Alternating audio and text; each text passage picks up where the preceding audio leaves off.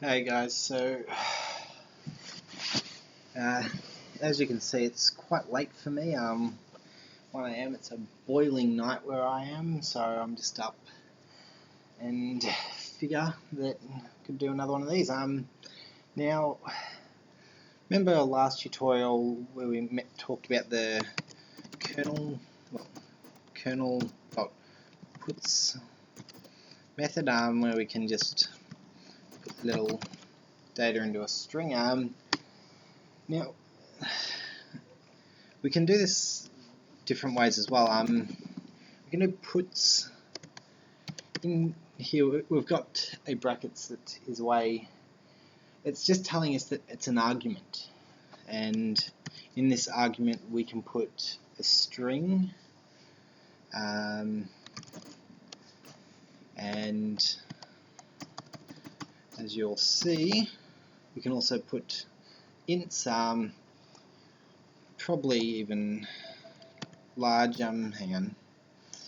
Remember, dot class will show us which one's in. It's in the fixed num class, so we've put 22 into a fixed num class. Now, what I want to do here is I want to just build a little string. Oh, you know what? No, we won't worry about the string.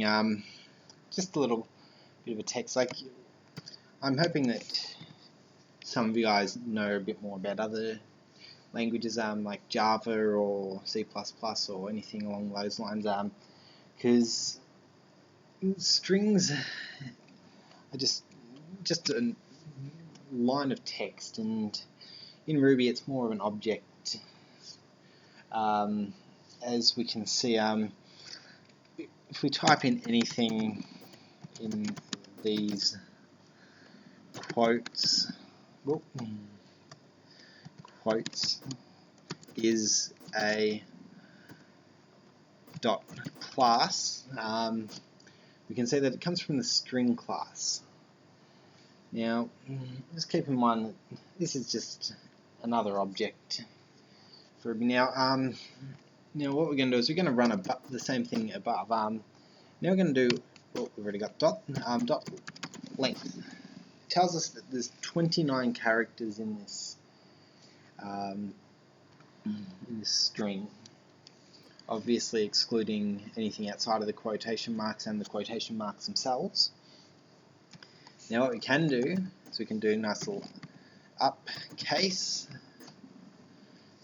and well, it doesn't really help with missing the little dot class in the end, so that line doesn't really work anymore. We can also do capitalize. Now, capitalize will do something just a little different. It capitalizes the first letter. Now, it's not really important.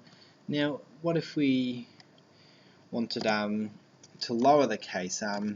Say we had this at the end. Now, originally when I was starting with this, I thought it was just going to be low case, but it isn't. It's a little more annoying. It's down case. And there we go. Solved. Now go back a couple of times, and what we can also do is I had a friend a long time ago named Hannah, so we're going to write Hannah in here. Now, dot reverse. So I'm actually going to add an extra 1 here, so we can actually see that it's done something rather than me just implying that it have reversed the letters. Now, another thing that we can do is we can also string methods, well, combine methods together. I suppose you could use string. Now we're going to do is capitalize. Oh, no, that was right. And then we're also going to take a look what that does. So it's going to always do the first one. But what if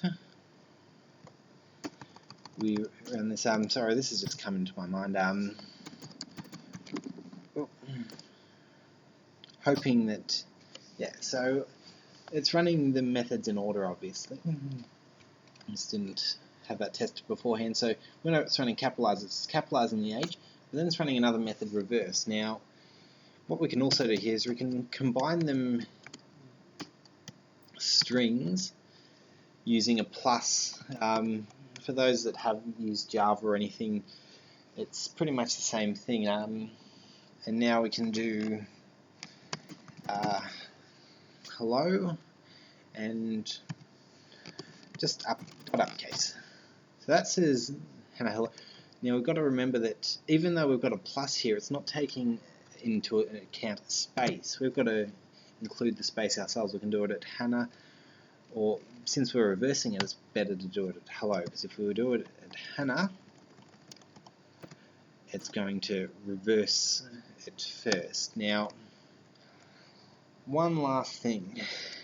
For those of you that have done Java, would know that you can just add together a little number on the end. Oh, you can add numbers in between the spaces, but this is not something that Ruby will handle just as a straightforward thing. So, hope that was interesting for you. I'll see you guys next time. Probably be filming about 3, 4, maybe 5 more videos tonight, so just keep track of the date and time and you'll see.